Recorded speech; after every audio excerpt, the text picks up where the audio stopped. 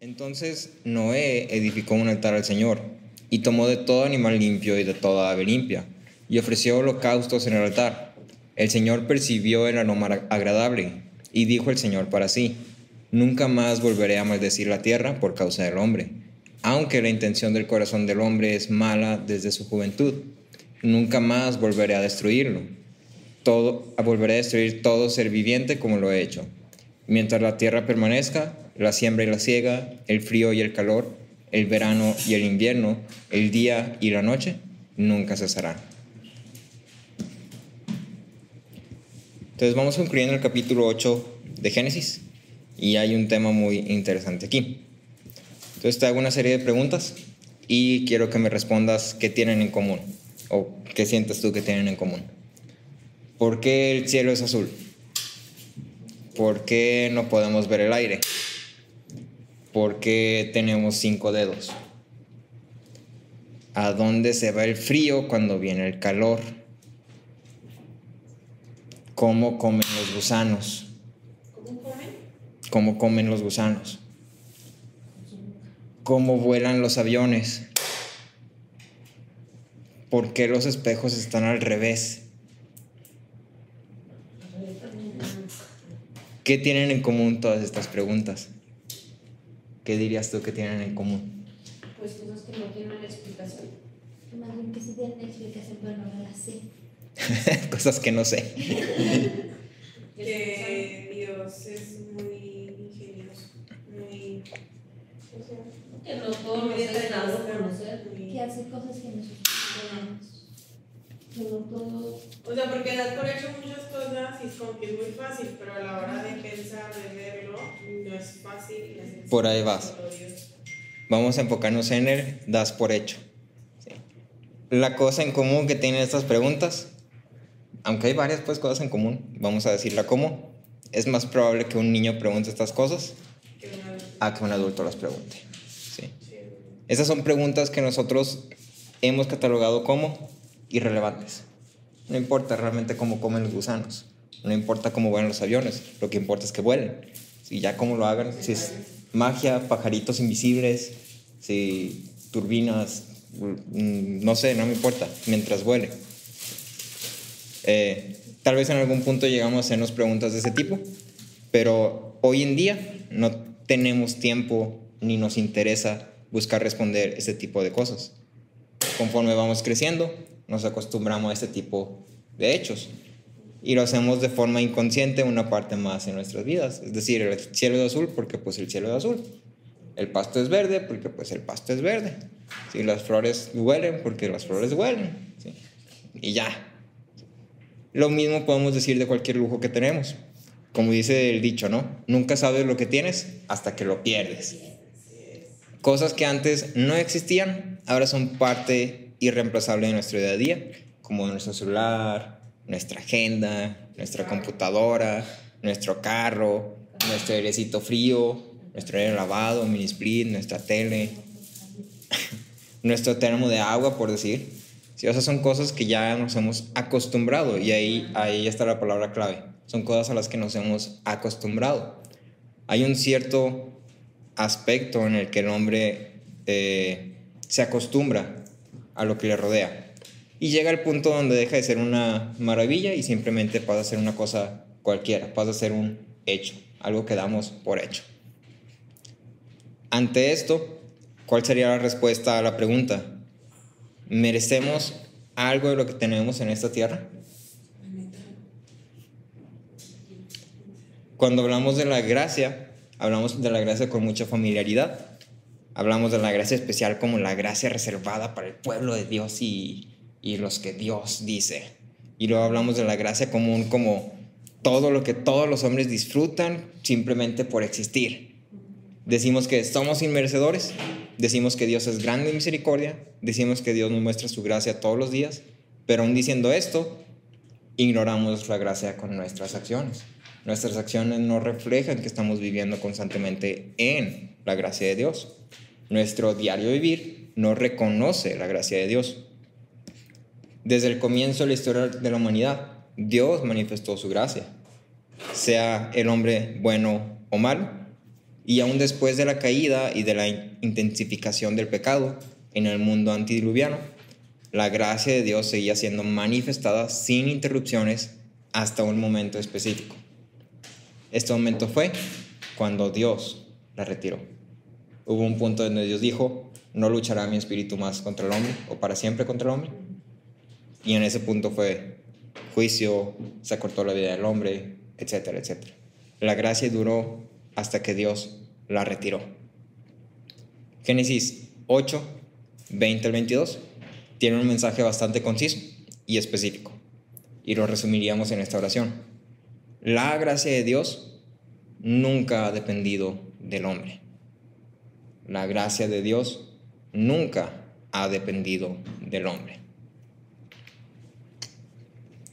Hasta este punto pudiéramos decir que hemos crecido como hombres mimados con la gracia de Dios, ignorando el hecho de que esta gracia de la cual disfrutamos en nuestro diario vivir no va a durar para siempre.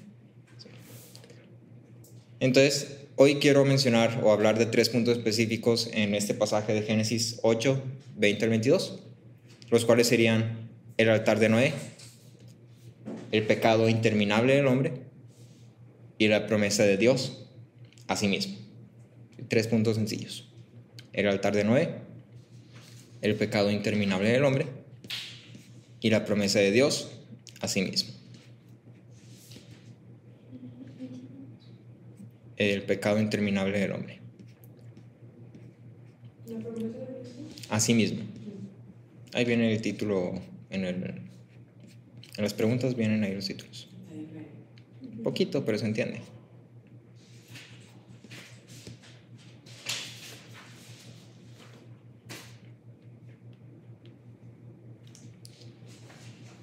Cuando hablamos del altar de Noé, si recuerdas, hasta ahorita en la narrativa del diluvio vimos que fue un periodo largo.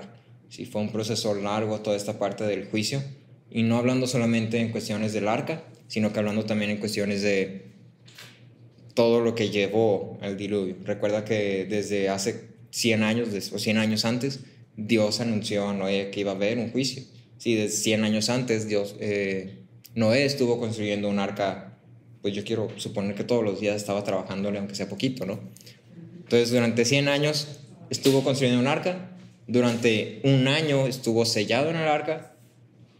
Yo creo que fue un proceso, no sé ni cómo llamarlo, ¿sí? Yo creo que fue un proceso duro, escabroso, difícil. Pero al final, lo que puedes ver en Noé, y que es impresionante, es que lo primero que hace antes de sacar sus maletas, sale del arca, y en vez de sacar sus maletas y decir, yo voy aquí, tú vas acá, tú vas allá, y en vez de desempacar todo, y en vez de, vamos a buscar donde dormir hoy, lo primero que hace es edificar un altar al Señor. La fe de Noé se manifestó cuando salió del arca e inmediatamente acreditó a Dios de la obra, reconociendo que fue Dios quien obró todas las cosas para que llegaran al punto donde Noé se encontraba. Cuando Noé edifica ese altar, Noé está diciendo: reconozco que eres tú quien me hizo pasar por eso, pero también quien me sacó de eso. Sí, es por ti que ahora estoy pisando tierra seca, es por ti que ahora puedo, ahora sí que disfrutar de esto que estoy disfrutando. Este altar que Noé edifica, en el cual ofrece holocaustos, nos presenta con 2 ideas particulares. La primera es agradecimiento, y la segunda es un modelo de propiciación. Hablando del agradecimiento, en esta obra de Noé podemos ver una verdad fundamental en la vida cristiana. La obra de salvación del Señor exige y provoca en nosotros una respuesta de adoración. La obra de salvación del Señor exige y provoca en nosotros una respuesta de adoración. Y esta es una premisa de causa y efecto. Es decir, Dios salva, esa es la causa, y el efecto es, el hombre adora. Si pasa esto, se responde con esto. Dios salva, el hombre adora. No existe excepción a esta regla. si tú te vas a la Biblia, nunca vas a encontrar una excepción a esta regla donde Dios salva y el hombre no adore. La salvación y la adoración de cierta forma van de la mano. Si Dios salva, el hombre adora. Dios salvó a Noé y Noé respondió en adoración. En este acto, Noé reconoce de la dependencia de Dios para perfecta salvación. Reconoce la gracia manifestada de Dios y afirma su devoción a Dios. Después de todo el tiempo que estuvo en el arca, lo primero que hace es pensar en Dios y hacer algo para Dios y algo en agradecimiento a Dios. Claramente su vida estaba completamente girando en torno a Dios. Entonces Noé no solo pensaba de Dios como quien tenía control sobre su vida y ya. Noé alegremente ponía su vida en manos de Dios. Reconocía que fue Dios quien destruyó la tierra y selló a Noé en el arca, pero también fue Dios quien lo trajo nuevamente a tierra firme. En el Salmo 116, versículo 12, dice: ¿qué daré al Señor por todos sus beneficios para conmigo? Sí, no es una pregunta que se tenga que responder, es una pregunta retórica, pero lo que está haciendo el salmista es presentar esta idea. O sea, todos los beneficios que Dios me da, ¿qué puedo dar yo para agradecer? No hay nada que pueda hacer yo para agradecer que sea suficiente. Para ti y para mí, la pregunta es: ¿qué actitud tenemos ante la soberanía de Dios? ¿Es algo a lo que simplemente nos resignamos? Decimos, pues Dios es soberano, entonces no puedo hacer nada, entonces pues ¿qué importa? Pues bueno, X. ¿O realmente lo vemos como algo que agradecer? Es diferente resignar tu vida ante la soberanía de Dios a confiar tu vida ante la soberanía de Dios. Es diferente tener una actitud de pues ya ni modo, a tener una actitud de qué bueno que Dios es soberano. Sí, qué bueno que mi vida está en sus manos. Sí, qué bueno que Él tiene control de todo lo que ocurre. Sí, entonces la pregunta es: ¿cuál es mi postura ante eso? Sí. El Salmo 32, versículos 10 y 11, dice: muchos son los dolores del impío, pero el que confía en el Señor, la misericordia lo rodeará. Alégrense en el Señor y regocíjense justos. Den voces de júbilo todos ustedes, los rectos de corazón. La única respuesta correcta ante la obra de Dios es alegría, regocijo, adoración. ¿Sí? Después hablamos del modelo de propiciación. El tema del altar de Noé, o el altar que edificó Noé al Señor más bien, tiene bastante conexión teológica, bíblica,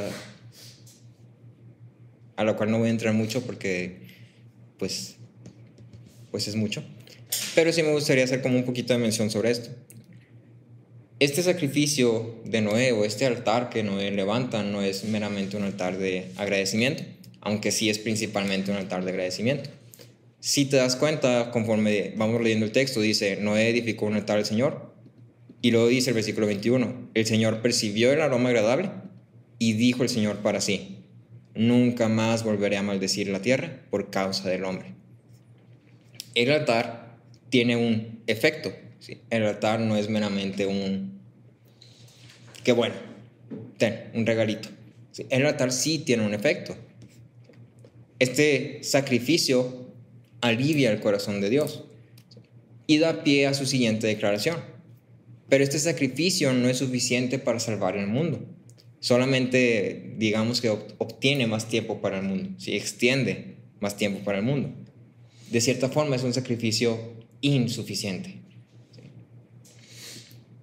Insuficiente, pero no completamente inefectivo. Por medio de este sacrificio, el arrepentimiento de Dios es transformado a compasión. No sé si recuerdas que en Génesis 6 veíamos que decía que Dios se arrepintió en su corazón de haber creado al hombre. El estado del hombre sigue siendo el mismo. Si te das cuenta, ahí mismo dice que la intención del corazón del hombre es mala desde su juventud.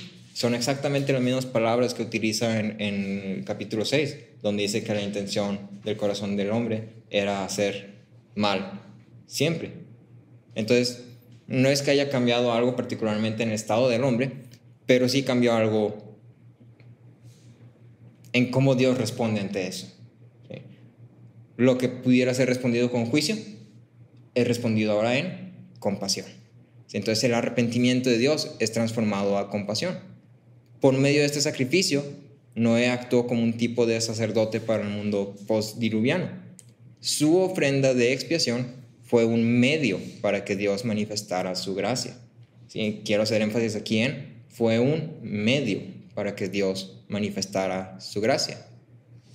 Este sacrificio no solamente es un evento narrativo, es una sombra que apunta a un más excelente sacrificio que no nada más aliviaría el corazón de Dios, ¿sí? Un sacrificio que satisfaría la justicia de Dios, la ira de Dios, un sacrificio perfecto, completo, suficiente, efectivo. Un sacrificio que verdaderamente borraría el pecado del mundo, como es mencionado en Hebreos y en Juan. Si alguien me ayuda a leer Juan 1:29 y les leo Hebreos 9:26. Al día siguiente, ¿sí? Uh-huh. Al día siguiente Juan vio a Jesús que venía hacia él y dijo, ahí está el Cordero de Dios que quita el pecado del mundo. Uh-huh. Y Hebreos 9:26 dice, una sola vez en la consumación de los siglos se ha manifestado para destruir el pecado por el sacrificio de sí mismo, hablando de Cristo. ¿Sí? Cristo se ha manifestado para destruir el pecado por el sacrificio de sí mismo. Y aquí creo que es importante que atendamos esto con atención. El sacrificio de Noé simplemente es una solución temporal. El sacrificio de Cristo dice que destruye el pecado. El sacrificio de Noé no destruye el pecado. ¿Sí? Entonces por eso decimos alivia el corazón de Dios y otro satisface la ira de Dios. Por medio de este altar también es inaugurado el oficio humano de reconocer a Dios como creador y salvador por medio de sacrificios. Los holocaustos en el Antiguo Testamento tenían dos motivos: agradecimiento y gozo y expiación de pecados. Entonces es evidente que Noé construyó este altar principalmente en una actitud de agradecimiento, pero no está de más decir que en este mismo sacrificio Noé también estaba reconociendo el pecado del hombre, el pecado que fue el motivo del juicio o del juicio de Dios. El valor del sacrificio de Noé, la sombra del sacrificio de Cristo, es encontrado a la luz de la condición descrita del hombre en el versículo 21. La intención del corazón del hombre es mala desde su juventud. Este sacrificio propiciatorio de los animales hecho por Noé, aunque insuficiente, sí cumplió una función como intercesión por la humanidad. El versículo 21 dice, el Señor percibió el aroma agradable. Y ahora esta expresión debe ser tomada como un antropomorfismo. No sé si te acuerdas que habíamos dicho que Dios no tiene nariz. Dios no es hombre, Dios tampoco necesariamente tiene oídos para escuchar, pero se le atribuyen esas características humanas para que nosotros podamos entender, ¿sí? Para que nosotros podamos relacionarlo y comprender. Una forma en la que pudieras entender esto es cuando huele a tierra mojada, generalmente es un olor agradable y luego lo que pasa es, ¡ay, qué rico! ¡Ah, sí va a llover! ¿Sí? Hay una reacción positiva ante ese olor. Algo similar pasaba, pero no estamos diciendo que literalmente Dios olió el sacrificio. ¿Sí? Ya, ahí lo dejo. ¿Sí? La idea que se busca expresar es que Dios se agradó de la ofrenda de Noé, dando una respuesta favorable ante la misma. La respuesta de Dios es la promesa de nunca más maldecir la tierra por causa del hombre. Existe un paralelo entre el versículo 8:21 de Génesis 8:21 y el versículo de Génesis 6:5. Los dos establecen un motivo, pero la respuesta ante este motivo es muy distinta. En Génesis 6:5, la maldad del hombre es contestada con el diluvio. En Génesis 8:21 es contestada con gracia. ¿Qué fue lo que cambió?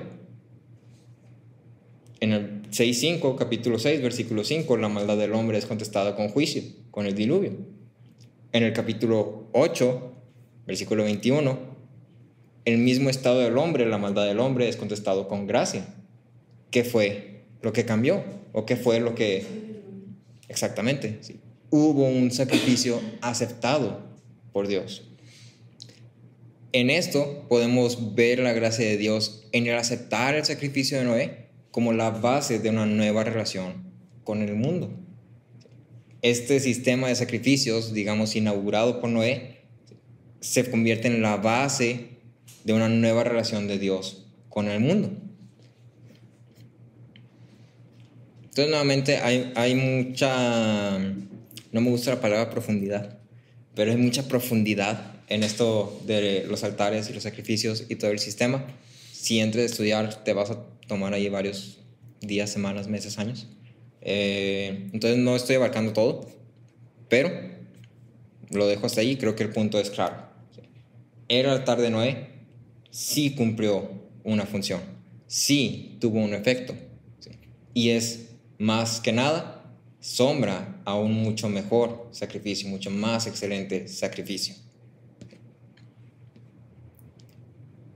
Este sacrificio o cualquiera de los otros sacrificios hechos en el Antiguo Testamento es suficiente. ¿Dirías tú que es suficiente? La respuesta sería no. Ni uno solo, ni ninguno de los sacrificios juntos serían suficientes. Los sacrificios perdonaban los pecados de los hombres, pero no curaban el estado del hombre. Sí, estaban limitados, por así decirlo. Sí. Los sacrificios no curaban el estado del hombre, solamente perdonaban los pecados de los hombres.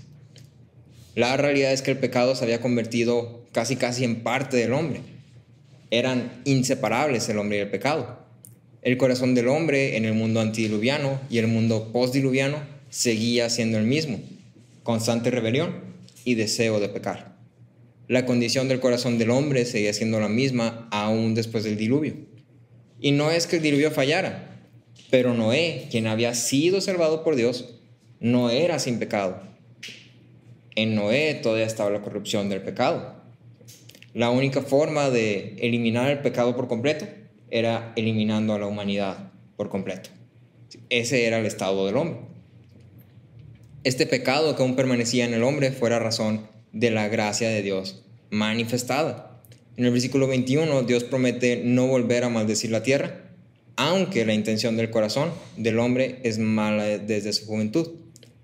A pesar de tener las mismas razones para enjuiciar la tierra nuevamente, ahora Dios manifiesta gracia hacia el hombre pecador. El pecado del hombre se convierte en un lienzo donde la gracia de Dios puede ser expuesta, como lo dice en Romanos 5:20. Donde abunda el pecado, sobreabunda la gracia. El pecado ahora es, digamos, utilizado, no soy muy fan de esa palabra, pero el pecado ahora es utilizado para una mayor manifestación de la gracia de Dios. Víctor Hamilton decía: este versículo funciona como un testimonio resonante de la misericordia de Dios, que de ahora en adelante no dará al hombre sus desiertos justos, hablando del desierto en el sentido del castigo. Lo castigable no será castigado temporalmente. Y el doctor Dick decía: todos los pensamientos del hombre, todos sus deseos, todos sus propósitos son malos, explícitamente o por implicación, porque el tema de ellos es abiertamente pecaminoso, o porque no proceden de un principio santo y no están dirigidos a un fin apropiado. No es ocasionalmente que el alma humana está bajo influencia de la depravación, es su hábito y estado. El estado del hombre es depravación total. Somos pecadores, merecemos juicio, no merecemos vida, ni ninguno de los deleites que encontramos en ella. Pero el punto aquí, que es para nosotros ni siquiera una luz de esperanza, es un sol de esperanza, es que la gracia de Dios es mucho mayor que nuestro pecado. la gracia de Dios es mucho mayor que nuestro pecado.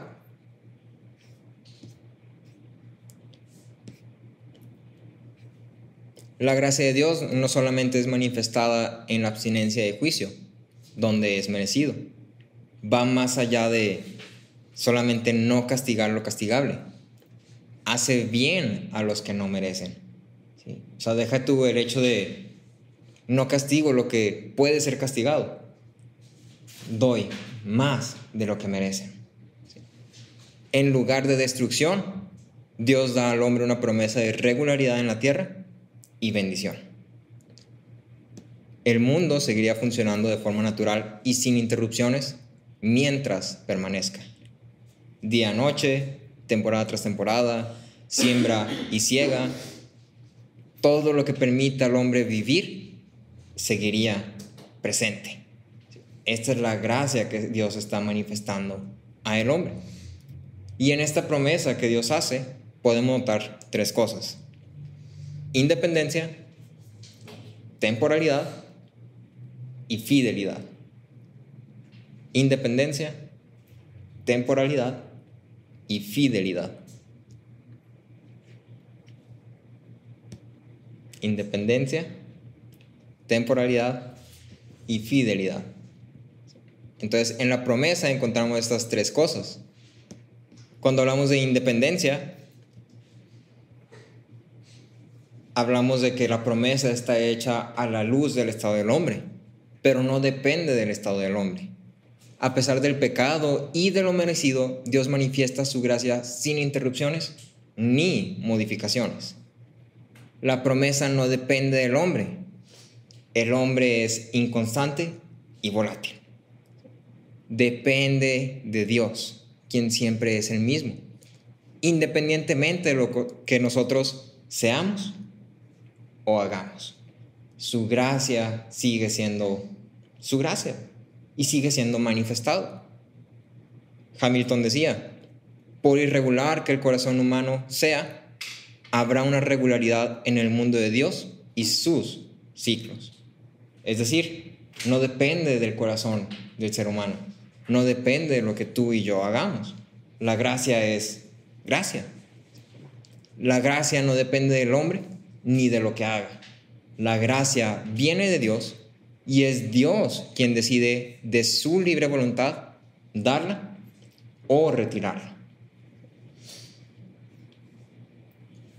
Entonces, cuando hablamos de independencia, la gracia es independiente a lo que el hombre haga o no haga. Después hablamos de temporalidad. Nuestro mundo no es un mundo sin final. La gracia que Dios manifiesta en la creación donde estamos hoy no es para siempre. Aquí me gustaría también hacer como la aclaración, ¿no? Estoy hablando en esto particularmente de la gracia común. Si recuerda que la gracia común es la gracia que todos los hombres disfrutan, sean creyentes o no creyentes. Sí, nada más como para que no haya como choques, porque no me acuerdo si lo dije o no. Sí, estoy hablando de gracia común. Nuestro mundo no es un mundo sin final. La gracia que Dios manifiesta en la creación donde estamos hoy no es para siempre. Ahí es claramente establecido en el versículo 22, mientras el mundo permanezca. Esa es la duración de esta gracia que hay en el mundo, de la cual todos los hombres disfrutamos y hemos llegado a dar por hecho.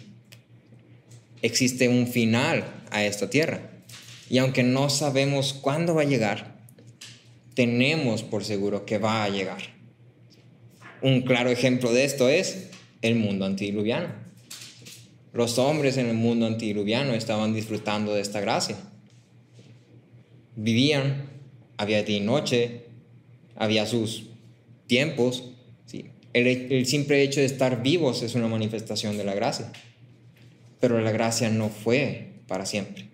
¿Sí? Hubo un momento donde Dios retiró su gracia. En 2 de Pedro, 2 de Pedro 3, versículos 3 al 7. 2 de Pedro 3, versículos 3 al 7. Dice: Ante todo, sepan esto, que en los últimos días vendrán burladores con su sarcasmo, siguiendo sus propias pasiones. Últimos días, nosotros estamos en los últimos días. Últimos días no está hablando de que literalmente 3 días antes de, está hablando de el último periodo de tiempo antes de que Cristo venga. ¿Sí? Entonces, en los últimos días, es decir, hoy en estos días, vendrán burladores con su sarcasmo, siguiendo sus propias pasiones y diciendo, ¿dónde está la promesa de su venida? Pues ya viene Cristo, ¿no? ¿Por qué no ha llegado? Se le fue el camión. ¡Ja! ¡Qué risa! Porque desde que los padres durmieron o murieron, todo continúa tal como estaba desde el principio de la creación. Pues cuando dicen esto, no se dan cuenta de que los cielos existían desde hace mucho tiempo, y también la tierra, surgida del agua y establecida entre las aguas por la palabra de Dios, por lo cual el mundo de entonces fue destruido, siendo inundado por el agua. Pero los cielos y la tierra actuales están reservadas por su palabra para el fuego, guardados para el día del juicio y de la destrucción de los impíos. Nuestro mundo es temporal. No va a durar para siempre.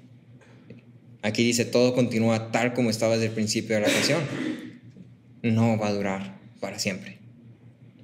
Entonces, independencia, temporalidad y por último tenemos fidelidad. Cuando hablamos de fidelidad, los hombres somos el peor ejemplo de esto. Y no hablo de los hombres género, hablo de los hombres humanidad. ¿Sí? Olvidamos las cosas rápidamente. No hacemos las cosas que debíamos hacer. Entregamos las cosas fuera de tiempo. En muchas ocasiones rogamos porque nos den un poquito más de tiempo. Es que no alcancé, es que se me atoró, es que no vi que lo habías puesto para esa fecha, es que yo pensé que era para el próximo sábado. Si queremos un ejemplo de fidelidad, nosotros somos el peor ejemplo. Pero Dios no es un hombre, Dios es Dios. Y esto quiere decir que su fidelidad es perfecta, como Él es perfecto. Cuando nos sometemos a un tratamiento médico que nos indica, tómate esta pastilla cada 8 horas. Te aseguro que no te tomaste todas tus pastillas cada 8 horas. ¿Sí? Te aseguro que 10 horas, bueno, todavía funciona, y ahí va. ¿Sí? Ay, me quedé dormido. ¿Sí? Ay, es que ¿quién se va a despertar a las 3 de la mañana a tomarse una pastilla? ¿Sí? Los hombres somos el peor ejemplo de fidelidad. Pero en contraste, volteamos a ver a Dios y preguntamos, ¿cuántas veces ha olvidado Dios terminar el día o la noche? ¿Cuántas veces a Dios se le ha pasado, ya sigue el invierno? El invierno era el mes pasado, ups. Bueno, no pasa nada, nadie se dio cuenta. No pasa. La fidelidad de Dios es vista todos los días. Desde el momento que vemos que el sol salió, no es simplemente porque así funciona el mundo y pues ya. El mundo funciona así porque Dios lo hace funcionar así. Cuando llega el verano, no es simplemente es que la Tierra está orbitando alrededor del sol y pues cuando se acerca más hace más calor, bla, bla, bla. Es Dios quien obra todas las cosas para que estos cambios ocurran de forma cíclica y regular. Y por sobre todas las cosas tenemos un fundamento para reconocer y saber que va a seguir pasando mientras la tierra permanezca. Y ese fundamento no depende ni de ti, ni de mí, ni de ningún hombre. Depende solamente de Dios y su promesa, su fidelidad a sí mismo. Depende de su gracia. ¿Sí? En Isaías 46, 9 al 10, dice, acuérdense de las cosas anteriores ya pasadas, porque yo soy Dios y no hay otro. Yo soy Dios y no hay ninguno como yo, que declaro el fin desde el principio y desde la antigüedad lo que no ha sido hecho. Yo digo, mi propósito será establecido y todo lo que quiero realizaré. ¿Sí? Sentí que este versículo como que cuadró así perfectito con el tema, porque en este versículo creo que puedes ver primero que nada que Dios no es hombre. ¿Sí? Dios es fiel, perfectamente fiel. Puedes ver que Dios dice, declaró el fin desde el principio. Él ya sabe, el mundo no es permanente, el mundo no es eterno. El mundo tiene un fin, o el mundo tal como lo conocemos nosotros. Y por otro lado, me gusta esta frase que dice, mi propósito será establecido. Y me gusta esa palabra particularmente de establecido. Es decir, no es algo que vaya a ser, mi propósito será influenciado. Mi propósito será, no sé, medio cumplido, forzado. No, será establecido. Así como diciendo, es un decreto. No puede ser ignorado, no puede ser evitado. Va a pasar. Entonces, en conclusión, me gustaría acabar nada más con 4 puntitos bien cortitos. Según este pasaje, lo que podemos sacar es que, 1, somos pecadores inmerecedores. Nuestro corazón está inclinado a hacer el mal. 2, Dios ha manifestado su gracia, aunque seamos pecadores. Dios sigue manifestando su gracia. Todos los días pecamos, pero todos los días te vas a dormir y el día siguiente sale el sol. Y eso es una manifestación de la gracia. Cuando decimos que somos hombres mimados, justamente estoy hablando de esto. Damos por hecho todas estas cosas, cuando estas cosas no deben ser dadas por hecho. No son un hecho, son así porque Dios así las ha obrado, ¿sí? Así las ha llamado a hacer. Es la gracia de Dios que está siendo manifestada. Entonces no lo veas como un otro día más y el pajarito volando y el solecito acá en la esquina, ¿no? Verlo como un otro día en el que Dios manifiesta su gracia. Un día más en el que Dios está manifestando su gracia a los hombres pecadores. Tercero, necesitamos un mejor sacrificio que cure nuestra enfermedad. Somos pecadores y no tenemos forma de evitar ser pecadores o de no ser pecadores. Me gustaba mucho que los puritanos constantemente se refieren al pecado como una enfermedad, y creo que es una analogía pues casi perfecta a cierto punto. Si finalmente estás enfermo y por ello tienes síntomas. ¿Cuáles son mis síntomas? Mis afectos están corrompidos, mi cuerpo está corrompido, mi mente está corrompido, mi razonamiento está corrompido.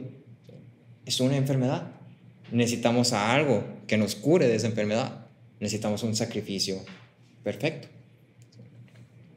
Y cuarto, nuestro mundo no durará para siempre. Con estos 4 puntos, lo que yo te pregunto es, ¿qué estás haciendo al respecto? ¿Qué estás haciendo al respecto? El mundo se va a acabar en algún punto. El mundo tiene un fin que ya está fijado y que tú y yo no conocemos. Somos pecadores. Necesitamos salvación. Y Dios ha enviado un medio de salvación. Pero tú y yo tenemos que tomar una decisión. Nos arrepentiremos y vamos a rendir nuestras vidas a Cristo y de esa forma ser salvos, o vamos a seguir diciendo el mundo sigue igual desde el principio de la creación y va a seguir siendo igual pues lo que dure.